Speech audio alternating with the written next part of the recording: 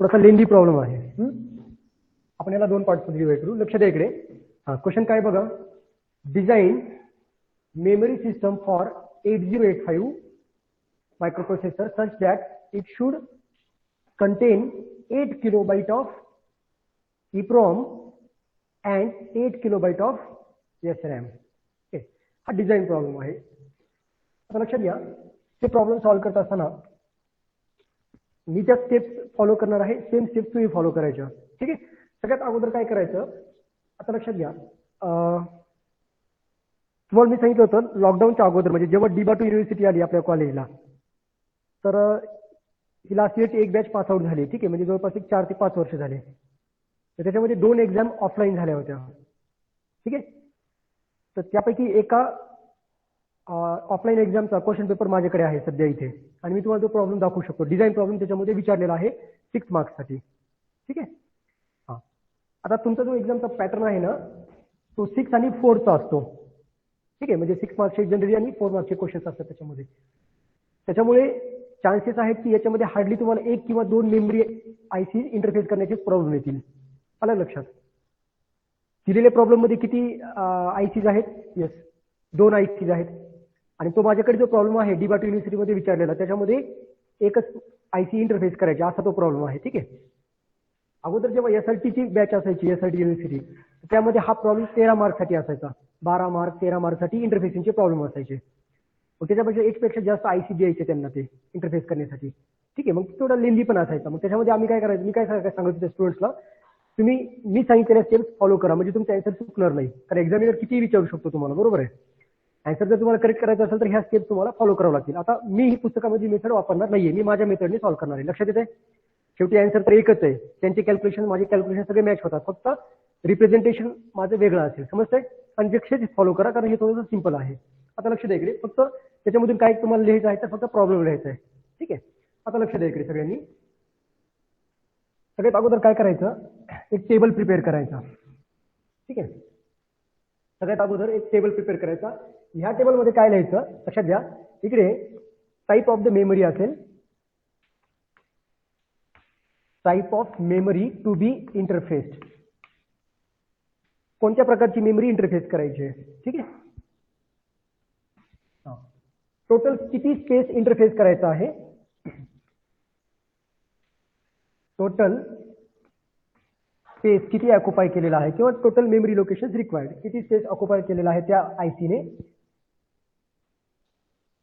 Available chip size, available chip size, आणि सगळ्यात शेवटी तुम्हाला लिहावं लागेल number of ICs required. ICs required. समजतंय. हा, हे कॅल्क्युलेशन कधी लागतात माहिती आहे. आता मी सांगतो हे टेबलचं काय यूज आहे. आता या एक्झाम्पल मध्ये तुम्हाला तेवढं लक्षात येणार नाही. बघा आता इथं काय करायचं, हे 4 एक कॉलम तयार करायचा, एक टेबल तयार करायचा, आणि टेबलमध्ये अशा प्रकारे हे 4 कॉलम्स असतील. पहिल्या कॉलम मध्ये काय असेल, दिलेल्या क्वेश्चन मध्ये बघायचं कोणकोणत्या टाईपची मेमरी इंटरफेस करायची 8085 सोबत. दिलेले बघा, एक आहे EEPROM. ठीक आहे. मग इथं तुम्ही EEPROM एक इंटरफेस करायचे. ठीक आहे. आणि त्यानंतर रॅम मेमरी एक इंटरफेस करायची आहे, म्हणजे रीड राईट मेमरी आहे ही. 2च मेमरीज इंटरफेस करायच्या आहेत, बरोबर आहे. आता लक्षात घ्या काय दिलेले त्यांनी, it should contain 8 kilobyte of EEPROM. म्हणजे मायक्रोप्रोसेसरला EEPROMचा टोटल किती स्पेस इंटरफेस करायचा आहे, 8 kilobyte, 8 KB. What about SRAM, same 8 KB. ठीक आहे. आता याच्यामध्ये काय माहिती का, याच्यामध्ये तुमच्याकडे चॉईस आहे. एक 8 KB ची एक आयसी यूज करायची आहे, 4 KB च्या 2 आयसी यूज करायच्या आहेत. समजतंय. हा, काही क्वेश्चन्स मध्ये काय करतात लक्षात घ्या, असं देतात की यूज पर्टिक्युलर आयसी, त्या आयसीचा नंबर देतात. जसं की समजा असं दिलं 2716 अशा प्रकारे समजा मी दिलं. काल तुम्हाला मी सांगितलं होतं ह्या शेवटच्या डिजिटला काय करायचं, 8 ने डिवाइड करायचं. मग 8 ने डिवाइड केलं तर काय येतं ह्याचं 2 KB. म्हणजे तुमच्याकडे 2 KBच्या आयसी अवेलेबल आहेत. मग तुम्हाला लिहावं लागेल की अवेलेबल चिप साईज किती आहे 2 KB. मग अशा किती आयसी लागतील 4. लक्षात येते का? हे कॅल्क्युलेशन कधी करावं लागतील तुम्हाला? हे कॅल्क्युलेशन कधी करावं लागतील? जर तुम्हाला अवेलेबल चिप साईज जर दिलेली असेल तर. या क्वेश्चन मध्ये अवेलेबल चिप साईज दिलेली आहे का? नाही. या ठिकाणी आपण काय करूयात, डायरेक्टली 2764 IC यूज करू आपण. 2764 शेवटच्या 2 डिजिटला 8 ने डिवाइड करा. किती आन्सर येतं? 8 KB. म्हणजे आपल्याला सिंगल एकच IC required. We will require only one single IC. Okay. तर अवेलेबल चिप साईज पण आपण ऍझ्युम करूयात 8 KB. आपल्याला 8 KB EEPROM कनेक्ट करायचं आहे मायक्रोप्रोसेसर सोबत. अवेलेबल चिप साईज सुद्धा आहे 8 KB. अशा किती IC लागतील? एक IC लागेल. ठीक आहे. Same for SRAM also. If available chip size is also 8 KB, then number of ICs required will be equal to 1. जर समजा असं असतं, क्वेश्चन मध्ये दिलेलं आहे available chip size is 4 KB, then number of ICs will be equal to 2 or both of the cases. समजतंय? ते ह्यासाठी हा टेबल महत्वाचा आहे. या एक्झाम्पल वरून समजणार आहे हे टेबल किती महत्वाचं. हा जर टेबल बरोबर आला तर पुढचे सगळे टेबल चुकला तर पुढचे सगळे कॅल्क्युलेशन चुकतात. मग त्याच्यामध्ये काय होतं, टाइम पण जातो आणि आपला महत्वाचा एक व्हॅल्युएबल टाइम त्याच्यामध्ये जातो आणि मार्क पण भेटत नाही त्याच्यामध्ये. ठीक आहे. त्यासाठी हा टेबल फार महत्वाचा आहे. आता ते डिपेंड करतंय की एक्झाम्पल कोणत्या टाईपचं आहे. So available chip size is 8 KB, number of ICs required will be simply 1 and 1. Okay, right. हा टेबल पहिली स्टेप मध्ये फॉलो करायचा. ऍड्रेस कॅल्क्युलेट करायचा, sorry address lines, number of address lines calculate करायचा स्टेप नंबर 2 मध्ये. आता step number 2. Step number 2 मध्ये काय करायचं, number of address lines calculate करायचा. नंबर ऑफ ऍड्रेस लाईन्स म्हणजे दिलेल्या ICच्या इंटरनल ऍड्रेस लाईन्स. ठीक आहे. आपल्याला माहिती आहे मायक्रोप्रोसेसरच्या इंटरनल ऍड्रेस लाईन्स किती आहेत, इथे मी लिहित आहे. ठीक आहे. स्टेप नंबर 2 आहे ही. ठीक आहे. Step number 2, number of internal address lines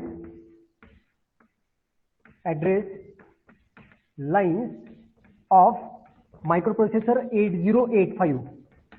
What is the size of address bus of 8085? It is 16 bit. 16 bit, that means starting from 0 to A15. बरोबर आहे. हे ऍड्रेस लाईन्स आहेत. नंबर ऑफ ऍड्रेस लाईन्स आहेत 16. ठीक आहे. म्हणजे address lines कोणत्या असतील, A0 पासून A15 पर्यंत. ह्या ऍड्रेस लाईन्स आहेत 8085 च्या इंटरनल ऍड्रेस लाईन्स. आता मी त्या दिवशी सांगितलं होतं तुम्हाला मेमरी घेत असताना, टिपिकल मेमरी ह्या टॉपिक मध्ये प्रत्येक मेमरीच्या इंटरनल ऍड्रेस बस आणि डेटा बस असतात. बरोबर आहे. प्रत्येक मेमरीची इंटरनल ऍड्रेस बस असते आणि डेटा बस असते. आपल्याला ते कॅल्क्युलेट करायचं आहे. मायक्रोप्रोसेसर तर आपल्याला माहितच आहे. आता आपल्याला दिलेल्या ICच्या इंटरनल ऍड्रेस बस आणि डेटा बस कॅल्क्युलेट करायचं आहे. मग size of data bus of EEPROM and SROM will be equal to, yes, what is the size of data bus? Size of, ही लिहायची गरज नाहीये, हे ऍडिशनल लिहून देत आहे मी. Size of internal data lines और data bus of both EEPROM and SRAM is 8 bit. हे लिहायची गरज नाही, जसे रिवाइज म्हणून लिहित आहे. हे कशाहून काढलं 8 बिट, कारण EEPROM ची साईज किती आहे 8 KB. हा बी म्हणजे बाईट. एक बाईट म्हणजे किती असतो, 8 बिट असतात. लक्षात आहे ना, आपण हे त्या दिवशी बघितलं होतं N × M. आठवत आहे का? N × M. N म्हणजे काय आहे, नंबर ऑफ मेमरी लोकेशन, आणि M म्हणजे काय आहे, data stored in each memory location. या ठिकाणी याला जर रिप्रेझेंट करायचं असेल तर आपण कसं करतो, 8K × 8 असं रिप्रेझेंट करतो. आणि हा N म्हणजे काय असतो, data stored in each memory location. मग जेवढा डेटा स्टोअर करणार तेवढ्याच ऍड्रेस लाईन्स असतील, डेटा बस असेल. बरोबर आहे. सॉरी, ऍड्रेस लाईन नाही, डेटा बस असेल. मग 8 बिट डेटा स्टोअर करतोय म्हणजे डेटा बसची साईज सुद्धा किती असेल, 8 बिट. EEPROM साठी जे आहे तेच SRAM साठी आहे, कारण दोघांचीही साईज सेम आहे. याची 8 KB आहे, याची सुद्धा 8 KB आहे. ठीक आहे. डेटा बस लिहायची आवश्यकता नाही याच्यामध्ये. आपल्याला ज्या लाईन्स पाहिजे त्या ऍड्रेस लाईन्स ते लिहायच्या फक्त. ठीक आहे. आता आपण कॅल्क्युलेट करूया तिथे. Number of internal address lines of EEPROM, हे कॅल्क्युलेशन आपल्याला करायचे आहे. Number of internal address lines of EEPROM किती असेल, त्याची साईज कशी कॅल्क्युलेट करायची, इकडे बघा. आपल्याला माहिती आहे मेमरीची साईज किती आहे, 8 KB. ठीक आहे. आणि आपल्याला ते रिलेशन सुद्धा माहिती आहे. रिलेशन काय आहे, 2⁻n. बरोबर ना. कसं कॅल्क्युलेट करणार, डायरेक्टली सुद्धा लिहू शकता तुम्ही ना, नाहीतर कॅल्क्युलेशन करायचं असेल तर कॅल्क्युलेशन. तुमच्याकडे टेबल ऑलरेडी दिलेला आहे. मी टेबलकडे बघा आणि सांगा काय आहे याची इंटरनल ऍड्रेस बसची साईज. 13 असेल ना, 13 लाईन्स. ठीक आहे. हा, म्हणजे हे ऍड्रेस लाईन्स किती येतील? A0 पासून A12 पर्यंत. लक्षात येत आहे का? आता हे कुठून आलं 13 ऍड्रेस लाईन्स? तर हे तुमच्या नोटबुक मध्ये दिलेलं आहे आणि याची कॅल्क्युलेशन जर तुम्हाला बघायची असतील, एक सेकंड, याची कॅल्क्युलेशन जर बघायची असतील तर बघूयात आपण. ठीक आहे, बघा इकडे याचे कॅल्क्युलेशन कसे करायचे. आपल्याला हे रिलेशन माहिती आहे, 2n is equal to what? 2n is equal to what? Number of address lines. बरोबर आहे. हा, मग कसं कॅल्क्युलेशन केले होते आपण? आता हे 8K आहे इथे, सॉरी हे 8K आहे. बरोबर आहे. K म्हणजे किती असतो? 1024 असतो. बरोबर आहे. मल्टिप्लिकेशन करा, किती येतं इथे? 8192. मग what is the which power of n2 will give you 8192 and that is 2^13. बरोबर आहे. 2चा 13वा घातांक म्हणजे काय असतो? 8192 आहे. 8192 आहे. लक्षात येते? म्हणजे नंबर ऑफ ऍड्रेस लाईन्स किती असतील? 13. कशाबद्दल बोलतोय आपण? या EEPROM बद्दल बोलतोय. EEPROM ची साईज किती आहे? 8KB. या 8KB साईज वरून आपण त्याच्या इंटरनल ऍड्रेस लाईन्स कॅल्क्युलेट केले आहे. ठीक आहे, हे कॅल्क्युलेशन ऑलरेडी नोटबुक मध्ये आहे.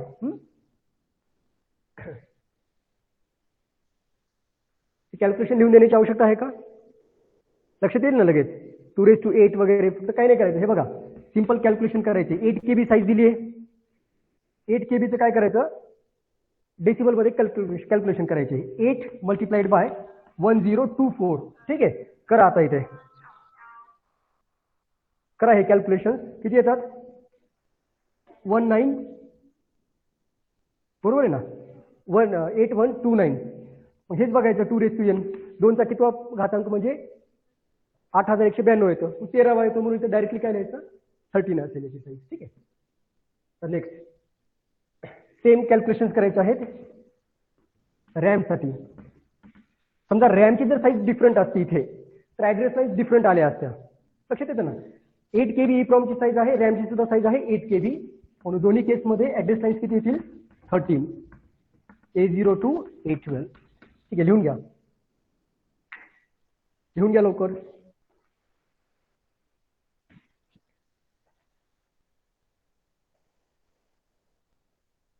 रिलेशन दिले होते, आता ते लिहून घ्या तिथे न्यूमेरिकल मध्ये. या काय होतं ते relation? 2n is equal to काय रिलेशन आहे? नंबर ऑफ ऍड्रेस लाईन्स किंवा साईज ऑफ ऍड्रेस बस. बरोबर आहे ना? नंबर ऑफ, सॉरी n म्हणजे नंबर ऑफ ऍड्रेस लाईन्स आहे रे. Size of the memory. बरोबर आहे, हे रिलेशन आहे. आणि हे n म्हणजे काय आहे या ठिकाणी? Number of address lines. ठीक आहे, मग काय आलं relation?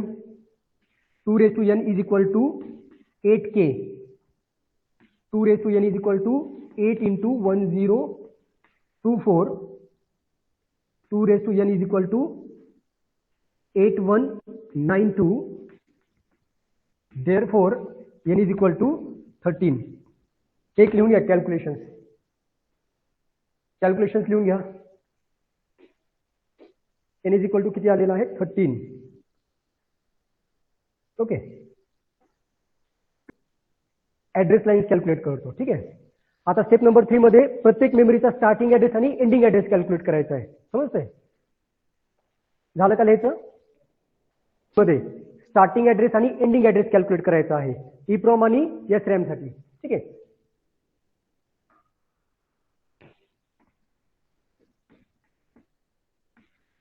Type of memory.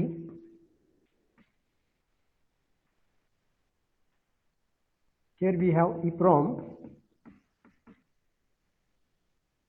and RAM memory.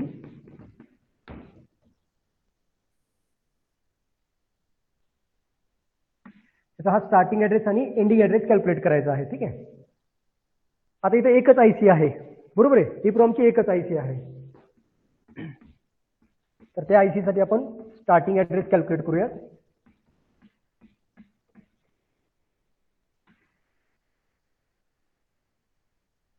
Ending address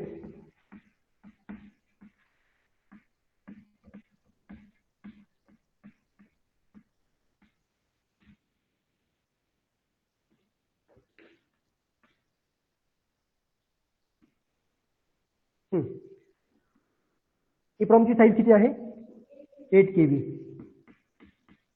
right आणि SRAM ची साईज आहे 8 KB ठीक आहे. बघा आणखी एक वेळ सांगतोय हे एक्झाम्पल इझी वाटत आहे कारण याच्यामध्ये फक्त एकच आयसी यूज करायची आहे.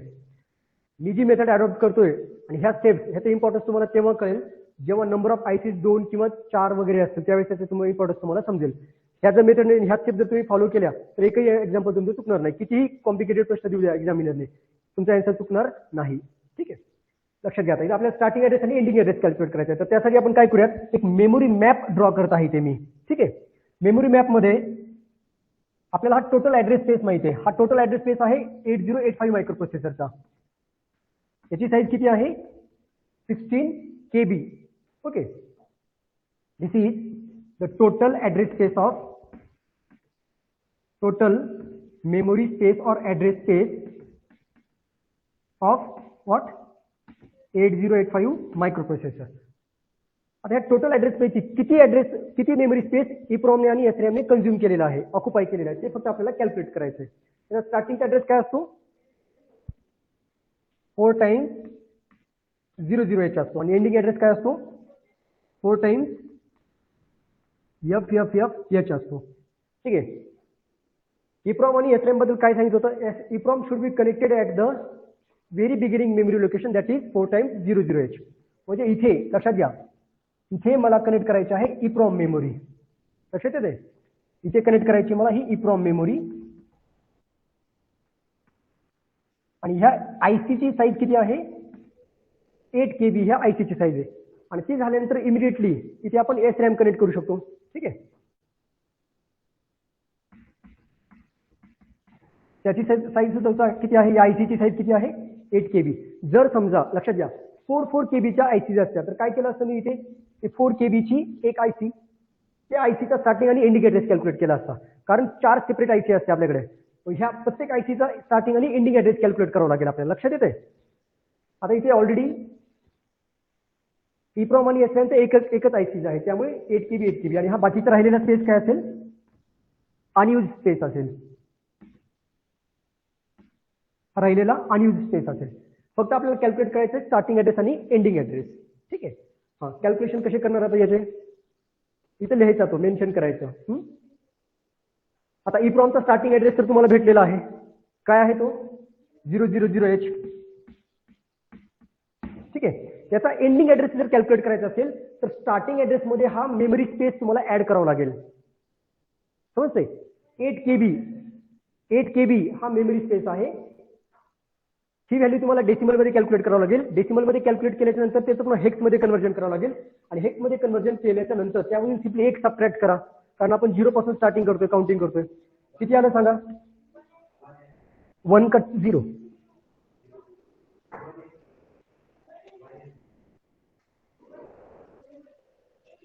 माझ्याकडे ते जागाही नाही आहे लिहिण्यासाठी कॅल्क्युलेशन केले असते मी ते पण जागाही नाही आहे इथे. बघा किती येतं एक काम करा मी सांगतो तसे कॅल्क्युलेशन करा 8 मल्टिप्लाइड बाय डेसिमल मध्ये करा 8 मल्टिप्लाइड बाय 1024 किती आलं 8192 डेसिमल मध्ये आलं. हा आता हे हेक्स मध्ये कन्व्हर्जन करा काय येतं 8192 ला हेक्स मध्ये कन्वर्ट करा किती आलं हा 2000 त्याच्यामधून 1 सबट्रॅक्ट करा. 1 सबट्रॅक्ट का केला कारण 0 पासून काउंटिंग करतोय आपण. हा 1 FFFH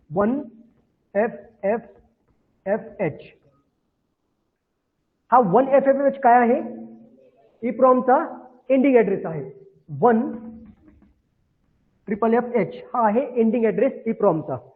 हा आता मला सांगा SRAM चा स्टार्टिंग ऍड्रेस काय असेल नेक्स्ट कॉन्झिक्युटिव्ह मेमरी लोकेशन म्हणजे याच्यामध्ये एक ऍड करावं लागेल तुम्हाला. ऍड केल्यानंतर किती येईल 2000H. हा असेल SRAM चा starting address 2000H. Ending address calculate करायचा आहे काय करावं लागेल दोन्ही तिन्ही किती वेगवेगळ्या प्रकारे करू शकता तुम्ही. लक्षात घ्या इकडे 8 आणि 8 16 KB केलं. 16 KB ला डेसिमल मध्ये कन्वर्ट करा, पुन्हा त्याचा हेक्स मध्ये कन्वर्ट करून पुन्हा एक सबट्रॅक्ट करा. दोन्ही प्रकारे करता येतं. किंवा डायरेक्टली ह्या 2000 मध्ये ही मेमरी स्पेस ऍड करा, डायरेक्टली तुम्हाला ऍड्रेस भेटेल. किंवा तुम्ही सांगितलेला फॉर्म्युला स्टार्टिंग ऍड्रेस मध्ये स्पेस ऍड करा, स्टार्टिंग ऍड्रेस भेटतो. एंडिंग ऍड्रेस मध्ये स्पेस ऍड करा, एंडिंग ऍड्रेस भेटतो. 3-4 प्रकारे कोणत्याही प्रकारे करू शकता. फक्त मला इथं करेक्ट आन्सर पाहिजे. सांगा काय करेक्ट आन्सर. 2FFFH बरोबर आहे. बघा कॅल्क्युलेट करू येतं का नाही हे. त्यानंतर अनयुज्ड मेमरी स्पेसचा स्टार्टिंग ऍड्रेस असेल 300H. आता हे पुढे कॅल्क्युलेट करण्याची गरज नाहीये. 300H पासून FFH पर्यंत हा सगळं अनयुज्ड स्पेस आहे. एंडिंग ऍड्रेस काय आला 3 येते का, 3 येते का, ठीक आहे. हा मग हा 3FFFH आणि हा येतो 4000H. ठीक आहे, 3FFFH लिहून घ्या, लिहून घ्या. तो मेमरी मॅप आहे. This is the memory map.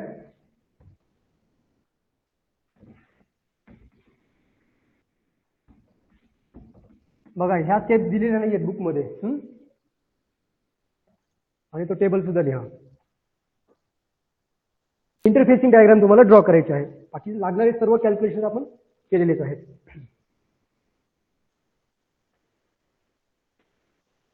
महत्वाचं आहे ही 4th स्टेप, इंटरफेसिंग डायग्राम.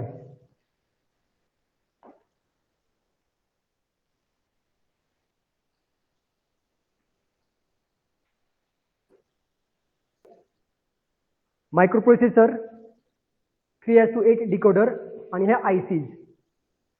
तिन्हीपैकी फक्त डिकोडर आणि आयसीज ड्रॉ केले तरी चालतात. मायक्रोप्रोसेसर ड्रॉ करायची आवश्यकता नाहीये. मायक्रोप्रोसेसर कडून येणारे नेसेसरी सिग्नल्स तेवढेच फक्त इंडिकेट करायचे आहेत. समजतंय.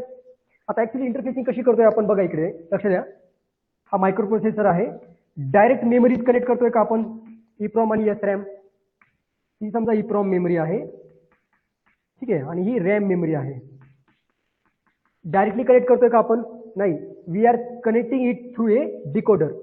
ओके, आणि त्यापैकी एक बघितलेला आपण 74LS138 हा डिकोडर आपण बघितलेला आहे. ठीक आहे. हा म्हणजे मायक्रोप्रोसेसर ह्या डिकोडरला कनेक्ट केलेला असेल आणि डिकोडर ह्या आयसीला कनेक्ट केलेला असेल. तर यापैकी मायक्रोप्रोसेसर ड्रॉ करायची आवश्यकता नाहीये. फक्त महत्वाचं काय, डिकोडर, त्याच्या आउटपुट पिन्स आणि ह्या डिकोडरला आलेले फक्त सिग्नल तुम्हाला इंडिकेट करायचे आहेत. मायक्रोप्रोसेसर कडून आलेले सिग्नल. समजतंय. आता लक्षात द्या इकडे. आपण एक डिकोडर बघितला होता. कोणते डिकोडर आयसी बघितली आपण, 74LS138. It is a 3:8 decoder. Right. याचा अर्थ काय आहे, नंबर ऑफ इनपुट किती आहेत, 3 आहेत. ठीक आहे, हे 3 इनपुट्स आहेत internal, A, B and C. ठीक आहे. त्यानंतर इकडे बघा, इकडे ABC 3 इनपुट्स आहेत. टोटल आउटपुट किती आहेत, 8 आउटपुट्स आहेत. आता इथे 8ही आउटपुट ड्रॉ करायची आवश्यकता नाही. जेवढे आउटपुट तिथे यूज आलेले आहेत तेवढे आउटपुट ड्रॉ केले तरी चालतात. ठीक आहे. कारण काय होतं बघा, 8 आउटपुट जर ड्रॉ केले अननेसेसरी तुमचा टाइम वेस्ट होतो त्याच्यामध्ये. त्यामुळे जेवढे, आता ही आयसीची तुमच्याकडे ऑलरेडी आहे आयसीची डायग्राम, त्याच्यामध्ये बघा किती आउटपुट्स आहेत, 8. कोणकोणते, Y0 Y1 पासून ते Y7 पर्यंत. ठीक आहे. आता लक्षात घ्या, इथे नंबर ऑफ आयसीज किती आहेत, 2.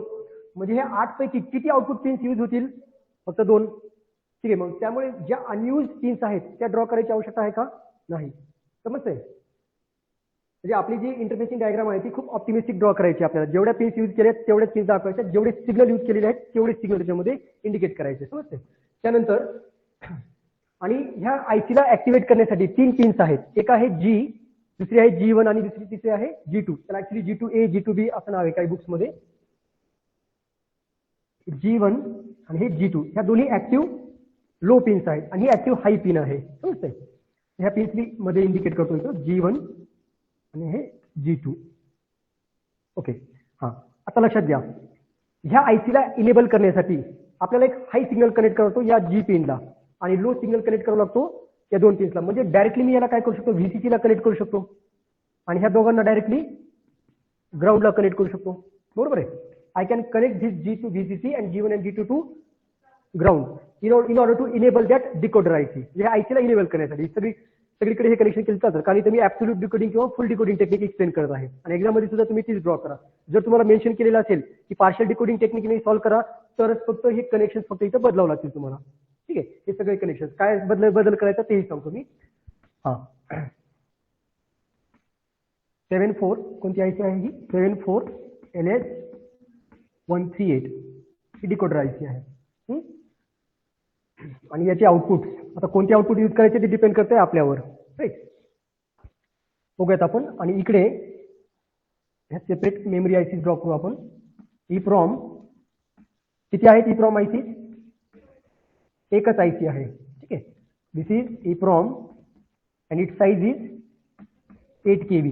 ही एक सिंगल आयसी आहे. जर अशा अवेलेबल 4 आयसी असतात तर मी 4 सेपरेट EEPROM ड्रॉ केले असतात, एक अशा कॉन्झिक्युटिव्ह. लक्षात येते?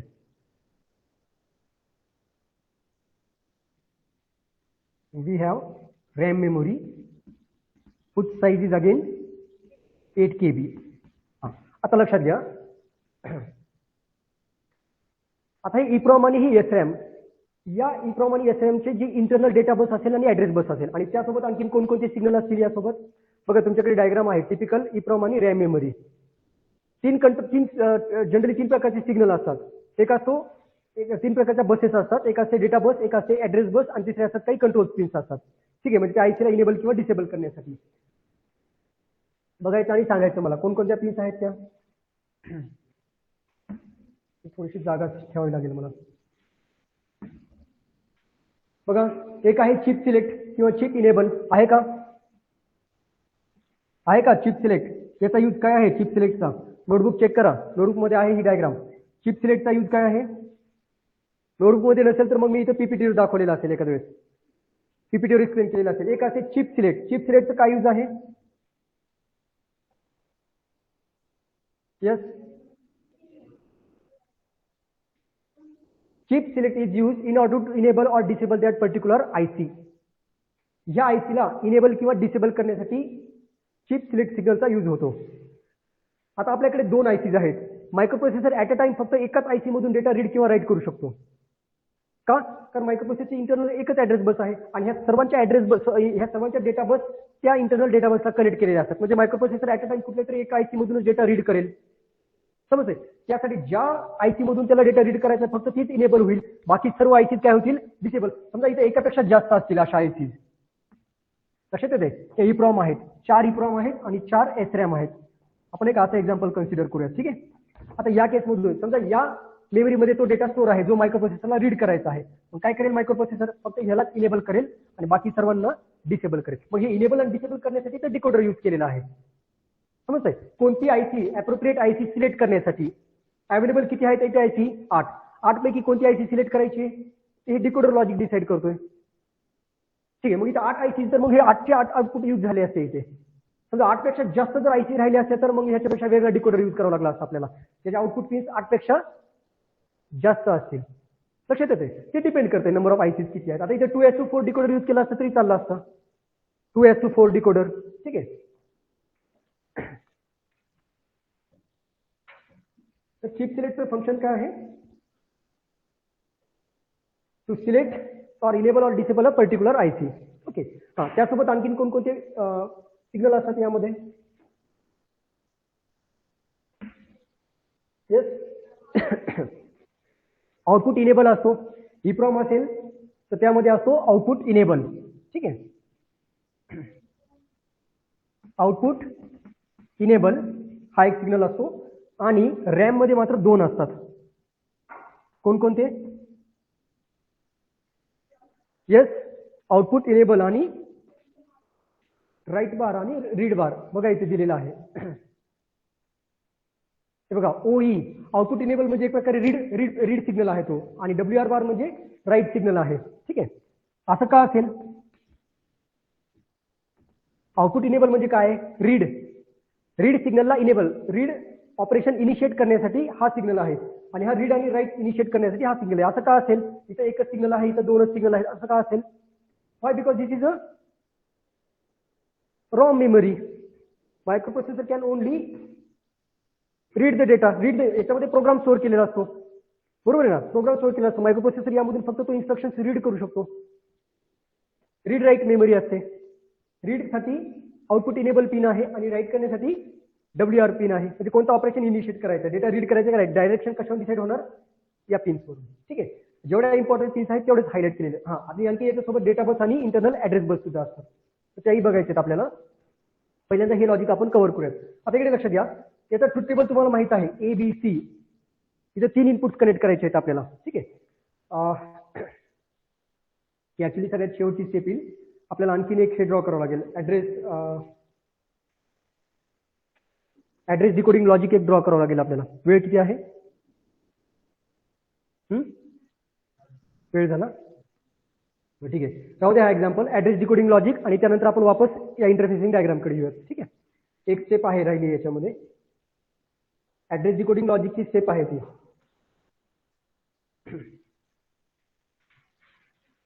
आता इथे ऍड्रेस डिकोडिंग मध्ये आपण 2 टेक्निक्स पैकी कुठलीही टेक्निक प्रेफर करू शकतो. मी क्लासमध्ये ऍब्सोल्यूट डिकोडिंग टेक्निकच यूज करणार आहे. आता हे बघा मी काय सांगतोय लक्षात घ्या, इथे कॉम्प्युटर स्क्रीनकडे बघा. हे ऍड्रेस डिकोडिंग टेक्निक हे आपल्याला ड्रॉ करायचे. हे ऍड्रेस डिकोडिंग आहे. ठीक आहे. म्हणजे हे बघा, हे ऍड्रेस, हे स्टार्टिंग ऍड्रेस आहे, इप्रॉमचा एंडिंग ऍड्रेस आहे. हा या रॅमचा स्टार्टिंग एंडिंग आहे. यापैकी मायक्रोप्रोसेसरच्या ऍड्रेस बसला इप्रॉमच्या किती ऍड्रेस बस कनेक्ट होतील, आणि या अनयुज ऍड्रेस लाईन्स आहेत म्हणजे उरलेल्या शिल्लक राहिलेल्या, तर त्या कुठे कनेक्ट करायच्या, या डिकोडरला, या ABC ला कनेक्ट करायच्या आहेत आपल्याला. ह्या इथे बघा, हे ABC ला इथे कनेक्ट केलेले दिसत का, 13, 14, 15 त्या कनेक्ट केलेल्या आहेत. हा, इकडे बघा काय ते इथे जे थिअरॉटिकली दिले ना, आपण तेच काय केलंय, टेबलच्या फॉर्म मध्ये कॅल्क्युलेट केलेलं आहे. Address lines, number of ICs required वगैरे ते सगळं कॅल्क्युलेशन केलं आपण. त्यानंतर हा ऍड्रेस डिकोडिंग लॉजिक आहे ऍक्च्युली, म्हणजे भरपूर बुक्स मध्ये याला ऍड्रेस डिकोडिंग लॉजिक म्हणतात, ह्याला ऍड्रेस डिकोडिंग लॉजिक. ठीक आहे. आता हा मेमरी मॅप हे इथं असं का दिलेला आहे, कारण इथं हा स्टार्टिंग ऍड्रेस आणि एंडिंग ऍड्रेस कॅल्क्युलेट केलेला आहे, आणि आपण तेच काय केलं, एका सेपरेट डायग्राम मध्ये ड्रॉ केलं होतं मेमरी मॅप मध्ये. आलं लक्षात? आता हा जो ऍड्रेस डिकोडिंग लॉजिक आहे याच्यामध्ये एक्झॅक्टली करायचं काय लक्षात घ्या. आता हे मायक्रोप्रोसेसरच्या टोटल 16 ऍड्रेस लाईन्स आहेत, A0 पासून A15 पर्यंत. टोटल किती झाले ऍड्रेस लाईन्स मायक्रोप्रोसेसरच्या? 16. इप्रॉमच्या इंटरनल ऍड्रेस बस किती आल्या? 13. म्हणजे A0 पासून A12 पर्यंत. बघा इकडे, हे ऍड्रेस डिकोडिंग लॉजिक काय आहे ते सांगतो मी. A0 पासून A12 पर्यंत ह्याचे मायक्रोप्रोसेसरच्या इंटरनल ऍड्रेस बस आहेत, तर त्या इंटरनल ऍड्रेस बसला इप्रॉमची ऍड्रेस बस आणि रॅमची ऍड्रेस बस कनेक्ट होईल. कळालं का? वरचा जो कॉलम दिसतो ना मेमरी IC, ह्या ऍड्रेस लाईन्स कशाच्या आहेत? मायक्रोप्रोसेसरच्या. टोटल किती दिलेले आहेत? A0 पासून A15 पर्यंत, म्हणजे 16 ऍड्रेस लाईन्स दिलेले आहेत. या 16 पैकी A12 पर्यंत, A0 पासून A12 पर्यंत या पहिल्या 12 ऍड्रेस लाईन्सला इप्रॉम आणि SRAM च्या ऍड्रेस लाईन्स कनेक्ट होतील. उरल्या किती आता याच्यामध्ये? 3. कोणकोणत्या? 13, 14, 15. ह्या पण आपल्याला यूज मध्ये आणायच्या, म्हणून आपण याला फुल डिकोडिंग टेक्निक किंवा ऍब्सोल्यूट डिकोडिंग टेक्निक म्हटलेले आहे. या यूज मध्ये कशा आणायच्या, तर ते इथे तुम्हाला या डायग्राम मध्ये दिसेल. बघा इकडे, 13, 14 आणि 15 या यूज कशासाठी केलेले आहेत? या आउटपुटला सिलेक्ट करण्यासाठी, Y0 आणि Y1. आता नीट लक्ष द्या इकडे. बघा लक्षात येते का? फक्त ह्या 3 व्हॅल्यूज जेवढ्या इथं हायलाइट करतो ना, फक्त तेवढ्या 3 व्हॅल्यूजला फोकस करायचा आहे. 13, 14 आणि 15 या 3 व्हॅल्यूजला फोकस करायचा इथे. बाकीचं सगळं विसरून जा, या 3च व्हॅल्यूकडे लक्ष द्या. बघा हे इप्रॉम इथं दिलेलं आहे, इथं पण इप्रॉम आहे. इप्रॉम IC कधी सिलेक्ट होणार? जेव्हा 13, 14, 15 ह्या तिघांची व्हॅल्यू काय असेल? 0, 0, 0 असेल. मग जर हे 13, 14, 15 कुठं कनेक्ट केलेले आहेत? ABC ला. म्हणजे या A ला इथं जर 0 असेल इनपुट, B ला जर इनपुट 0 असेल आणि C ला जर इनपुट 0 असेल, तर या 8 पैकी कोणतं आउटपुट सिलेक्ट होईल? Y0. Y0 सिलेक्ट होईल, म्हणून Y0 कुठं कनेक्ट केलेलं आहे आपण? इप्रॉमला. आलं लक्षात? म्हणजे 13, 14, 15 या तिघांच्या व्हॅल्यू जर 0, 0 असतील तर कोणती मेमरी सिलेक्ट होणार आहे? EPROM memory. आता दुसरं बघा इथे, 13, 14, 15. ठीक आहे, यामध्ये फक्त ह्या शेवटच्या 3 व्हॅल्यूजकडे लक्ष द्यायचं. हे SRAM साठी, रॅम साठी आहेत. बघा याची व्हॅल्यू जर 0, 0, 1 असेल, ठीक आहे, आणि ह्या लाईन्स इथं कनेक्ट केलेल्या आहेत, म्हणजे यांची जर व्हॅल्यू 0 0 1 असेल तर कोणता आउटपुट सिलेक्ट होणार आहे Y1. Y1 कुठं कनेक्ट केलाय आपण रॅमच्या चिप सिलेक्टला. चिप सिलेक्ट कशासाठी यूज केला जातो त्या आयसीला इनेबल किंवा डिसेबल करण्यासाठी. म्हणजे लक्षात येते का तुम्हाला या ऍड्रेस लाईनची जी काही व्हॅल्यू आहे 13 14 15 ची यावरूनच आपण काय करतोय त्या पर्टिक्युलर आयसीला सिलेक्ट करतोय. हा असतो ऍड्रेस डिकोडिंग लॉजिक. हा आहे ऍड्रेस डिकोडिंग म्हणजे त्या डिकोडरचं लॉजिक आहे हे. कशा प्रकारे तो त्या पर्टिक्युलर आयसीला सिलेक्ट करतोय वगैरे. आलं लक्षात. हे डिकोडिंग लॉजिक आपल्याला बघायचं. आता ही फुल डिकोडिंग टेक्निक होती कारण याच्यामध्ये सर्वच ऍड्रेस लाईन्स मायक्रो प्रोसेसरच्या सर्वच ऍड्रेस लाईन्स आपण युटिलाइज केल्या का 8.0 पासून 8.12 पर्यंत कशासाठी यूज केल्या आयसीच्या इंटरनल ऍड्रेस बसला कनेक्ट करण्यासाठी आणि उरल्या ज्या होत्या 13 14 15 त्या कुठे यूज केल्या डिकोडरला कनेक्ट करण्यासाठी. म्हणजे ही फुल डिकोडिंग टेक्निक किंवा ऍब्सोल्यूट डिकोडिंग टेक्निकचं एक्झाम्पल आहे. पार्शियल डिकोडिंग टेक्निकमध्ये ह्या ज्या उरलेल्या ऍड्रेस लाईन्स आहेत तिन्हीपैकी कुठली एक यूज करायची. लक्षात येते कुठली एक म्हणजे त्या केसमध्ये आपण 13 यूज करणार आणि 14 15 कुठे कनेक्ट करणार ग्राउंडला वगैरे कनेक्ट करणार आपण इन्व्हर्ट करून किंवा ते अनयूज असतील म्हणजे ते पार्शियल डिकोडिंग टेक्निकचं एक्झाम्पल झालं. आलं लक्षात. जर एक्झाम मध्ये विचारलं पार्शियल डिकोडिंग टेक्निक तर पार्शियल डिकोडिंग प्रेफर करा नाहीतर फुल डिकोडिंग टेक्निकचं एक्झाम्पल सॉल्व्ह करायचं. ठीक आहे.